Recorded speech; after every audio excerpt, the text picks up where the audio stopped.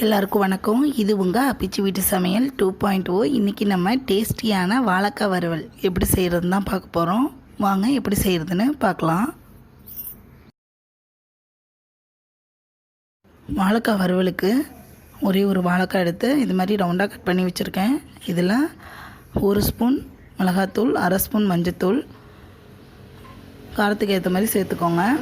ஒரு ஸ்பூன் சோம்பும் ஒரு 5-6 பல் பூண்டையும் இடித்து வச்சுருக்கேன். அதையும் இது கூட சேர்த்து நல்லா பெசரி விட்டுக்கலாம்.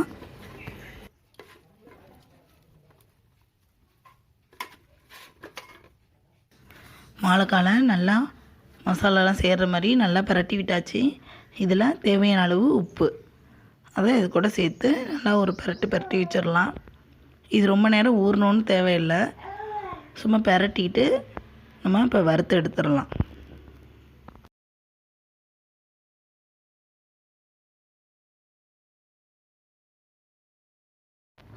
கடாயை வச்சு ஒரு 2 குழிக்கரண்டி நல்லெண்ணெய் அதை இது கூட சேர்த்து சூடானதும் நம்ம கலந்து வச்சுருக்க வாழைக்காவை இது கூட சேர்த்துக்கலாம். வாழைக்காய்க்கு தண்ணி சேர்க்கக்கூடாது. எண்ணெயிலே வறுக்கும்போது நல்லா டேஸ்ட்டாக இருக்கும். சிம்மிலேயே வச்சு நல்லா பரட்டி விட்டு வறுத்துக்கலாம்.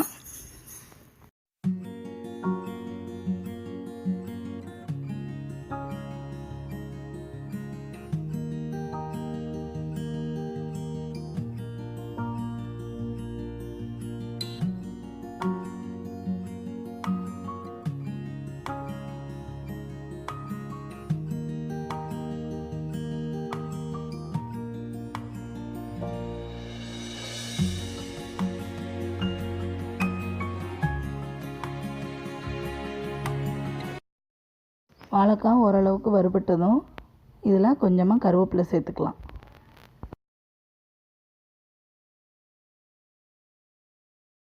அவ்வளோதாங்க, வாழைக்காய் வறுவல் ரெடி ஆயிடுச்சு. இது மாதிரி ட்ரை பண்ணி பாருங்கள். நம்ம பூண்டு சோம்பெல்லாம் போட்டிருக்கிறதுனால நல்லா ஃப்ளேவராக இருக்கும், குழந்தைங்களும் விரும்பி சாப்பிடுவாங்க.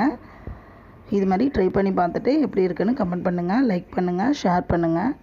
மறக்காமல் நம்ம சேனலை சப்ஸ்கிரைப் பண்ணுங்கள். தேங்க்யூ.